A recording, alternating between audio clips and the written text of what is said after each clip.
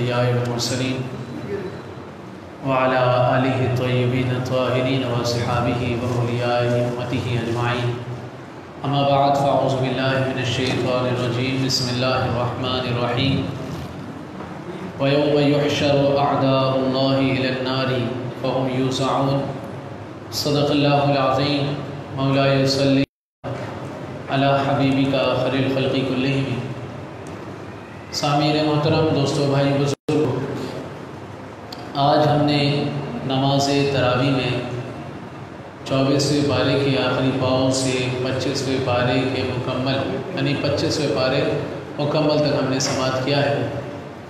اللہ تعالیٰ سے دعا ہے کہ اللہ تعالیٰ ایمان صاحب کا پڑھنا، ہم سب کا سننا اپنی بارگاہ میں قبول منظور فرمائے اور ہم سب کو قرآن مجید سمجھ کر اس پر عمل کرنے والوں میں رکھ دے. سامعین محترم، جو آیت مبارک میں نے آپ کے سامنے آج پڑھی ہے، اللہ تبارک و تعالیٰ اس آیت کریمہ میں انسان کے اعضاء بروز حشر جو گواہی دیں گے اس کے حوالے سے بیان فرما رہا ہے کہ دنیا میں بندے نے جس انداز سے بھی زندگی گزاری ہے وہ یہ سمجھ لے کہ بروز حشر کو بغیر جواب دیے نہیں بچ سکتا. ہر کسی کو بروز حشر اپنے حساب و کتاب کے حوالے سے اللہ کے حضور حاضر ہونا ہے، اور جو انکار کرے گا رب تعالیٰ اسی کے اعضاء کو اسی کے خلاف بیان فرمائے گا. یعنی اس کے اعضاء اللہ کی بارگاہ میں اس کے حوالے سے ہر چیز کا بیان دیں گے. تو یہ جو آیت مبارک میں نے آپ کے سامنے پڑھی ہے، اس میں یہی بیان ہے کہ جب بروز حشر کفار اللہ تعالیٰ کی بارگاہ میں یہ کہہ دیں گے کہ اللہ، ہم نے تو کوئی گناہ نہیں کیے، ہم تو ایسے نہیں تھے، ہمارے ساتھ تو ایسے معاملات تھے، وہ طرح طرح کی باتیں کریں گے، تو اللہ تبارک و تعالیٰ ان کی زبان کو ساقط کر دے گا اور پھر ان کے کان بولیں گے، ان کی آنکھیں بولیں گی، ان کی کھال بولے گی، ایک ایک چیز ان کے خلاف بیان کرے گی. یہ ہوگا کیوں؟ کیونکہ وہ دنیا میں چھپ چھپ کر گناہ کرتے تھے. آج اہل اسلام کا بھی یہی حال ہے. ہم لوگوں کے سامنے تو بہت زبردست اور بہترین پارسا بنتے ہیں. جب ہم خلوت میں ہوتے ہیں یا پھر کوئی نہیں ہوتا، وہاں جس طریقے سے ہم ہوتے ہیں اور ہم گناہ کرتے ہیں تو وہ یاد رکھے کہ اللہ تبارک و تعالیٰ اس چیز کو دیکھ رہا ہے، اور بروز حشر اللہ تعالیٰ اسے لوگوں کے سامنے لے آئے گا. تو سامعین محترم، انسان اپنے آپ کو جانچ سکتا ہے جب وہ اکیلے میں ہو. میں اور آپ اگر اکیلے میں اللہ کی عبادت کرنے والے ہیں تو میں اور آپ متقی ہیں. کیوں؟ کیونکہ اکیلے میں ہی انسان کے راز اس پر کھل جاتے ہیں کہ وہ اکیلے میں کر کیا رہا ہے. جب میں اور آپ اکیلے میں بہتر ہونا شروع ہو جائیں گے تو اللہ تبارک و تعالی ہمیں معاشرے کا بہترین فرد بنا کر نکھار کر سامنے لے آئے گا. اور اگر ہم لوگوں کے سامنے بہتر ہونے کی کوشش کرتے ہیں تو یاد رہے آج بھی ہم ریاکاری کے اندر ہی ہیں. کیوں؟ کیونکہ ہماری خلوت پاک نہیں ہے. جس کی خلوت پاک ہے وہی اصل تقوی دار ہے، وہی اللہ تبارک و تعالیٰ کی قربت کا سب سے زیادہ حقدار ہے. تو یہاں سے یہی پتہ چلتا ہے. تو اللہ تعالیٰ ہم سب کو اپنی خلوت پاک کرنے کی توفیق نصیب فرمائے. آگے چلتے ہیں. جس طرح یہاں پر اللہ تعالیٰ ان لوگوں کا ذکر کر رہا ہے جن کی پکڑ ہوئی، اسی طرح آگے اہل ایمان کا ذکر ہو رہا ہے. فرمایا ان الذین قالوا ربنا اللہ ثم استقاموا تتنزل علیہم الملائکۃ الا تخافوا ولا تحزنوا وابشروا بالجنۃ التي کنتم توعدون. اللہ تبارک و تعالیٰ نے یہاں پر اہل ایمان کا ذکر فرمایا کہ ان کی شان یہ ہے کہ وہ کہتے ہیں کہ ہمارا رب اللہ ہے. تو پھر جب وہ کہتے ہیں تو اس پر ثابت قدم رہتے ہیں. غور طلب بات ہے یہ. مصائب کے وقت بھی دین پر مضبوطی کے ساتھ جمے رہتے ہیں، نتیجہ یہ نکلتا ہے کہ اللہ تبارک و تعالیٰ ان کو حزن و غم سے محفوظ کروا لیتا ہے۔ اللہ تعالیٰ کے مہمان ہیں یہ لوگ اور اللہ کی رحمت کے مستحق ہیں یہ لوگ۔ اللہ تبارک و تعالیٰ واضح اعلان کر رہا ہے۔ کیا بات ہوئی؟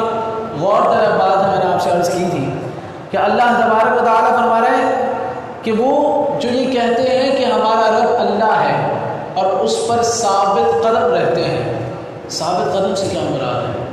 کہ مصیبت آئے، ان کے ساتھ اچھائی ہو، آندھی ٹوٹ پڑے ان پر، ان کے قدم نہیں ہلتے اللہ کی بارگاہ سے۔ میں اور آپ کیا ہیں کہ آج ہم نے ٹھانا ہے کہ ہم جو ہے 1000 دفعہ استغفار پڑھیں گے، کل پھر پڑھیں گے، تیسرے دن کیا ہے ہماری ثابت قدمی ٹوٹ جائے گی۔ جیسے کہ آج ہمارا حال رمضان میں ہے کہ رمضان میں ہم 5 وقت کی نماز پڑھ رہے ہیں اور رمضان جاتے ہی ہماری 5 وقت کی نمازیں چلی گئیں، ثابت قدم ٹوٹ گیا، پھر اس کے بعد ہم وہ مقام نہیں پا سکتے جو اللہ تعالیٰ نے اہل ایمان کے لیے رکھا ہے، جو اللہ تعالیٰ نے اس آیت میں ذکر کیا ہے۔ کیا فرمایا کہ جب وہ اپنے مصائب پر صبر کرتا ہے تو اللہ تبارک و تعالیٰ پھر وہ وقت آتا ہے کہ ہر چیز اس کی اپنے ذمے لے لیتا ہے۔ پھر اللہ تعالیٰ فرما رہا ہے ہم اسے وہ دیتے ہیں جس کا وہ حقدار ہے۔ کس قدر خوبصورت آیت ہے، کس قدر خوبصورت آیت ہے۔ لیکن بات یہ ہے کہ آج ہم ثابت قدم تو رہیں، آج ہمارا تسبیحات کرنا، ہمارا اللہ تعالیٰ کی بارگاہ میں جھکنا، ہمارا 5 وقت کی نمازیں وقت پر ادا کرنا، ہمارا تہجد پڑھنا، اگر یہ کل بھی رہا اور پرسوں بھی رہا، ہمارے اوپر جو مصائب آتے ہیں ہم اس پر صبر کرتے ہیں، اگر یہ کل بھی رہا اور اگر یہ پرسوں بھی رہا تو اللہ تبارک و تعالیٰ فرما رہا ہے پھر نتیجہ یہ ہے کہ بندہ میرا ہے تو اس کا دکھ بھی میرا ہے۔ اللہ اکبر، یعنی ہر چیز جو اس پر آ رہی ہے اب اس کی نہیں ہے، بلکہ اللہ تبارک و تعالیٰ اسے ایسا سکون عطا فرمائے گا کہ اس کے ساتھ کچھ بھی ہو بس اسے اپنا رب یاد ہے کہ میرا رب مجھ سے راضی ہے تو ہر چیز میری ہے، اس کا یہ مقام ہو جائے گا۔ اور پھر آخر میں فرمایا پھر اس کو ہم وہ دیں گے جس کا وہ حقدار ہے، یعنی اللہ کی رحمت اس کی مستحق رہے گی۔ بس آنکھیں بند ہونے کی دیر ہے، جس طرح دنیا میں اللہ تعالیٰ نے اسے اپنا بنا لیا ہے، اس کے صبر کے تبسم سے، اس کی استقامت کے تبسم سے، پھر اس کی آنکھیں بند ہونے کی دیر ہے کہ رحمت ہی رحمت خدا بندی اس کا انتظار کر رہی ہوگی۔ تو دنیا میں بھی ایسے لوگ خوشیاں مناتے ہیں اور آخرت میں بھی ایسے لوگوں کے لیے ہی خوشیاں ہیں۔ تو اللہ تبارک و تعالیٰ ہمیں استقامت والا ایسا اہل ایمان بنائے جس کا ذکر یہ آیت مبارک کر رہی ہے۔ آگے چلتے ہیں سامعین محترم، تو انسانی فطرت کے حوالے سے ذکر ہے۔ فرمایا وَإِذَا أَنْعَمْنَا عَلَى الْإِنسَانِ أَعْرَضَ وَنَأَىٰ بِجَانِبِهِ وَإِذَا مَسَّهُ الشَّرُّ فَذُو دُعَاءٍ عَرِيضٍ۔ اگر انسان پر اچھے احوال آ جائیں اور خوشی کے مواقع ہوں تو انسان اکڑ دکھاتا ہے۔ آیت کریمہ میں سامعین محترم میں جو آیت مبارکہ آپ کے سامنے لے کر آتا ہوں خلاصے بنا کر، یہ انتہائی اہم ہے کہ اگر آپ اسے اپنے پلڑے سے باندھ لیں، یا پھر یہ جو ہمارا خلاصہ جمع ہو رہا ہے فیس بک کے ذریعے یا یوٹیوب کے ذریعے، اسے بھی اگر آپ روزانہ سنتے رہیں یا اپنے دوست احباب میں اپنے گھر والوں کو سنائیں تو بہت فائدے پہنچیں گے۔ یہ میرے لیے اور آپ کے لیے ایک بہترین نمونہ ہے۔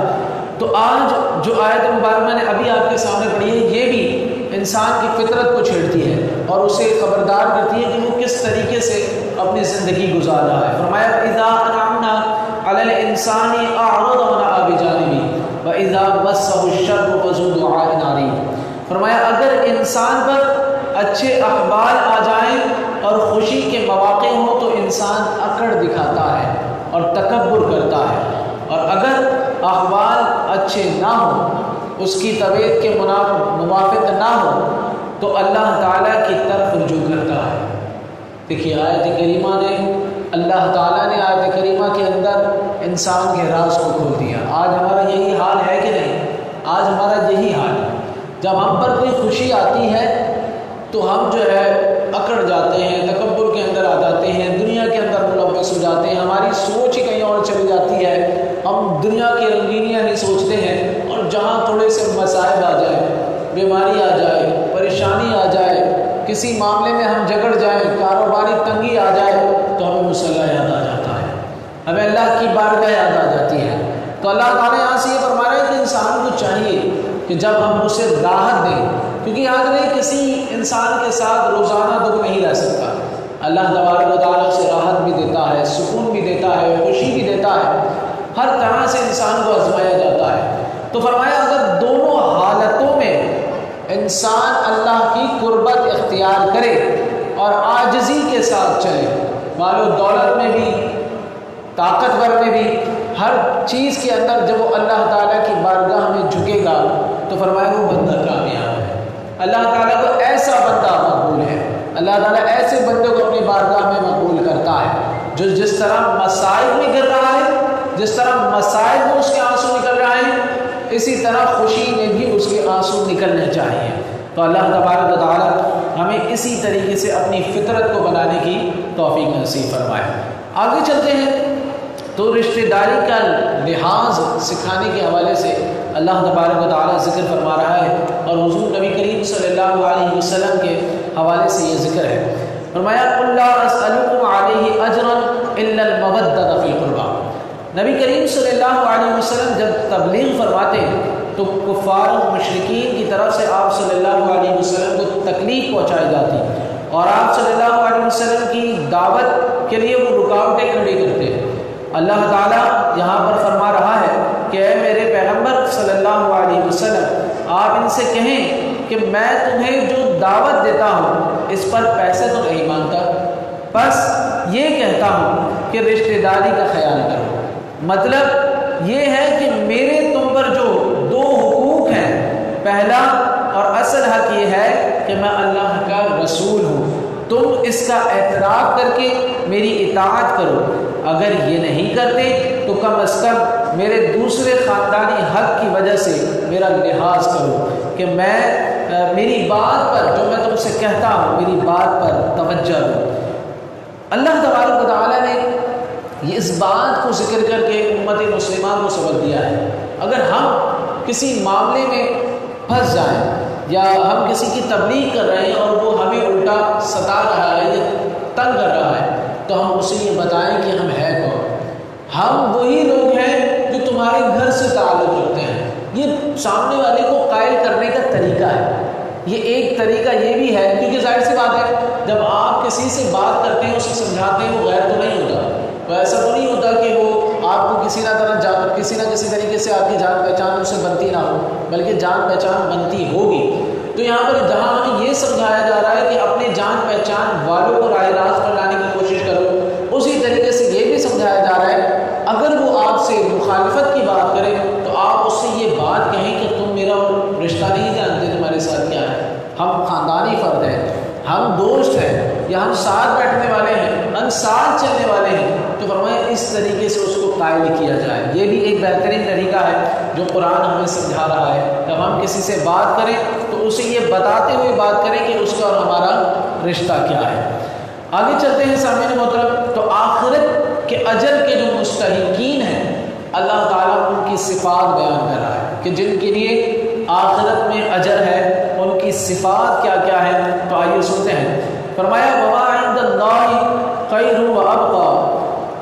سب سے پہلا اس آیت مبارک میں جس کے حوالے سے ذکر ہو رہا ہے، فرمایا جو اپنے رب پر بھروسہ کرتے ہیں۔ آخرت کا مستحق کون ہے؟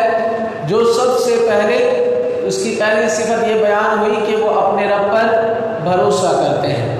دوسرا فرمایا اللہ تعالیٰ کی بات مانتے ہیں، یعنی اللہ تعالیٰ کی اطاعت کرتے ہیں، قرآن و حدیث میں جو بیان ہوا ان کے لیے اس پر مکمل طور پر اترتے ہیں، اور اللہ تعالیٰ کے لیے جو بھی عمل کرتے ہیں اللہ تعالیٰ کے لیے کرتے ہیں۔ پھر تیسری بات بیان ہوئی نماز کی پابندی کرتے ہیں، نماز ان کی نہیں چھوٹتی۔ چوتھی بات بیان ہوئی کہ اپنے معاملات باہمی مشورے سے طے کرتے ہیں۔ چوتھی بات باہمی مشورہ، یعنی گھر والوں سے تعلق رکھتے ہیں۔ گھر والوں سے تعلق کو مضبوط کرنے کا ایک طریقہ بھی ہے۔ ہمارا کیا ہوتا ہے کہ باہمی تعلق آج کل ہم لوگ جس طریقے سے قیامت کی نشانی بھی ہے کہ ماں باپ بہن بھائیوں کو چھوڑ کے لوگ جو ہیں باہر والوں سے مشورہ کریں گے، آ جائیے ہمارے نزدیک کچھ ہے ہی نہیں رشتے، جو رشتے عزیز ہونے چاہیے، جن سے ہمیں مشورے کرنے چاہیے، ان کو چھوڑ کر باہر والوں سے مشورہ کرتے ہیں۔ لیکن یہاں پر جو ہمیں سمجھایا جا رہا ہے وہ اس لیے سمجھایا جا رہا ہے کہ اپنے دینی لوگوں سے، اپنے عزیز لوگوں سے اپنے معاملات کے حوالے سے مشورہ لو۔ یعنی اب دینی مشورہ کرنا ہے اور گھر میں کوئی ایسا نہیں ہے، جیسے کہ شریعت کا ہمیں کوئی مسئلہ پوچھنا ہے اور گھر میں کوئی نہیں جانتا، تو اپنے لوگوں کے پاس جا کر، یعنی علماء کے پاس جا کے وہ مسئلہ پوچھا جائے۔ اسی طریقے سے ایسے لوگوں کے سے مشورہ کریں دنیاوی معاملات میں، اپنے ماں باپ سے پوچھیں، بہن بھائیوں سے پوچھیں، یار مجھے کس طرح چلنا چاہیے۔ تو جو جس قابل ہے اور آپ کے ایریے کا ہے، آپ کے گھر کا فرد ہے، آپ کا عزیز ہے، آپ کا محترم ہے، آپ اس سے مشورہ کر کے چلیں۔ یہ قرآن کا حق ہے اور یہ وہ شخص ہے جو آخرت کا مستحق ہوگا۔ اور پھر کیا چوتھی صفت ہم نے سنی تھی کہ اپنے معاملات باہمی مشورے سے طے کرتے ہیں اور جو ہم نے ان کو دیا ہے اس میں سے کچھ نہ کچھ ہماری بارگاہ میں خرچ کرتے ہیں۔ پانچویں صفت یہ بیان ہوئی، یعنی جو اللہ تعالیٰ ہمیں دے رہا ہے ہم اسے اللہ کے نام پر ضرور خرچ کریں، اللہ کی راہ میں ضرور تھوڑا سا دیں۔ اور پھر بیان ہوا چھٹی صفت کہ جب ان پر ظلم ہو تو بدلہ لیتے ہیں، لیکن بدلہ لینے کے لیے بھی انصاف سے کام لیتے ہیں، یعنی حد سے تجاوز نہیں کرتے۔ تو یہ 6 صفات بیان ہوئی ہیں۔ یہ وہ لوگ ہیں کہ جن کے اندر یہ 6 عادات ہوں گی، اللہ تبارک و تعالیٰ ان کو آخرت میں بہترین اجر عطا فرمائے گا۔ فرمائیں یہ صفت والے جو ہیں، یہ 6 صفت والے، آخرت میں ان کا حق ہے۔ تو اللہ تبارک و تعالیٰ ایسے لوگوں میں ہم سب کو شامل فرمائے۔ اگلا آگے جو ذکر ہوتا ہے، فرمایا کہ ذکر اللہ کو چھوڑنے کا نقصان کیا ہے، یہاں پر یہ بیان ہو رہا ہے۔ فرمایا وَمَن يَعْشُ عَن ذِكْرِ الرَّحْمَنِ نُقَيِّضْ لَهُ شَيْطَانًا فَهُوَ لَهُ قَرِينٌ۔ جو شخص ضد کی وجہ سے اللہ تعالیٰ کے ذکر کو چھوڑ دیتا ہے، اللہ تعالیٰ کی بات کو نہیں مانتا، تو اللہ تعالیٰ اس پر شیطان کو مسلط فرما دیتا ہے۔ پھر وہ شیطان اسے نیکی کی طرف آنے ہی نہیں دیتا، شیطان اس کا ساتھی بن جاتا ہے، اس کو سیدھے راستے سے ہٹاتا ہے۔ وہ بندہ یہ سمجھتا ہے، اور بات یہ ہے کہ بندہ یہ سمجھتا ہے کہ میں ہدایت پر ہوں، بلکہ وہ ہدایت پر نہیں ہوتا۔ اس آیت کریمہ کا مطلب سمجھ رہے سامعین؟ اللہ تعالیٰ نے مجھے اور آپ کو راستے عطا فرمائے، یعنی رمضان المبارک یہ ہمارے لیے کامیابی کا راستہ ہے۔ اللہ تعالیٰ نے ہمیں دے دیا، ہم نے رمضان کو پانے کی کوشش کی، رمضان کے بعد 1 دن 2 دن گزرتے ہیں، ہم کہتے ہیں یار ہم تو ویسے ہی ہو گئے جیسے پہلے تھے، یا ہم کہتے ہیں فلانا ویسے ہی ہو گیا جیسے پہلے تھا۔ تو اللہ تعالیٰ نے ہمیں رمضان دیا، اپنی طرف کھینچا، ہم اللہ تعالیٰ کا ذکر کرتے تھے، لیکن کیا ہوا؟ عید والے دن ہم نے تھوڑی سی بےغوتی کی، دوسرے دن پھر کی، پھر اللہ تعالیٰ نے ہمیں خود اپنے ذکر سے محروم کر دیا اور شیطان کے حوالے کر دیا، پھر ہم ویسے ہی زندگی گزارتے ہیں جیسے عام دن گزارتے ہیں۔ تو لہٰذا اپنے اوپر ہم جبر کریں، تھوڑا سا اپنے آپ پر سختی لائیں۔ اگر ہماری دوسری تیسری عید کو فجر کی نماز نکل جائے تو سجدے سے کھڑے نہ ہو، اٹھنے کے بعد روئے اللہ کی بات کا، مولا یہ کیسے ہو سکتا ہے؟ 30 دن تو میں نے پابندی کی تھی، اے اللہ نکل گئی فجر کی نماز، مجھے معاف کر دے، میں آئندہ نہیں کروں گا، تو میرے لیے اسباب بنا، تو مجھے فجر کے وقت اٹھا، کچھ ایسا کر کہ مولا میں تیری راہ سے نہ بھٹکوں، مجھے ایسی زندگی نہ دے کہ لاپرواہی، میں تیری راہ سے لاپرواہ ہو جاؤں۔ تو بندہ اپنے رب سے اس چیز کو مانگے جو اللہ تعالیٰ نے اسے عطا کی تھی، لیکن اگر ہم مانگیں گے نہیں اور شیطان ہم پر وار کرتا رہا اور ہم چھوڑ کر بیٹھ گئے تو اللہ تعالیٰ خود ہمیں شیطان کے ہاتھوں میں دے دے گا۔ یہ واضح اس آیت کریمہ میں ہے۔ پھر انسان کیا سمجھے گا؟ 2 نمازیں پڑھ کر یہ سمجھے گا کہ جی میں ہدایت پر، میں بخشا جاؤں گا، میری بخشش ہو جائے گی، میں کامیاب ہوں۔ یہی حال دوستو ہمارا ہے، آج ہم اس حال کے اندر موجود ہیں، ہمیں اس سے نکلنا پڑے گا۔ کیا ہم نے صحابہ کرام کی زندگی نہیں دیکھی؟ ہم نے اہل بیت اطہار کی زندگی اور واقعات نہیں سنتے؟ ہم بزرگوں کے واقعات نہیں سنتے کہ رات کی عشاء کی نماز کے وضو سے فجر کی نمازیں پڑھتے تھے؟ کیا وہ اس چیز کو نہیں جانتے تھے کہ وہ بخشائے ہیں؟ لیکن وہ جانتے تھے کہ ہماری پکڑ ہو سکتی ہے، اسی لیے تو اتنی عبادتیں کرتے تھے، اللہ کی بارگاہ میں روتے تھے کہ اللہ ہم سے راضی ہو جائے۔ تو یہ چیزیں ہمیں اسی لیے ان کی سیرتیں سنائی جاتی ہیں کہ ہم واہ نہ کریں، بلکہ ان کی سیرتوں سے ہم سمجھیں اور ان کی سیرتوں اور ان کے فیض سے اللہ تعالیٰ سے عرض کریں کہ اللہ یہ چیزیں ہمارے اندر بھی پیدا فرما، ہم بھی ایسے ہو جائیں، ہم سے بھی ایسے ہی راضی ہو جائے، ہمارے بھی گناہوں کو معاف فرما، ہمارے بھی درجات کو بلند فرما۔ تو اللہ تعالیٰ یہ باتیں ہمیں سوچنے کی توفیق عطا فرمائے کہ جب ہم اگر ذکر اللہ سے محروم ہو رہے ہوں تو اے اللہ ہمارے آنسو نکل جائیں اور ہمیں دوبارہ اللہ تعالیٰ تا حیات اپنے ذکر کرنے کی جو ہے توفیق عطا فرمائے۔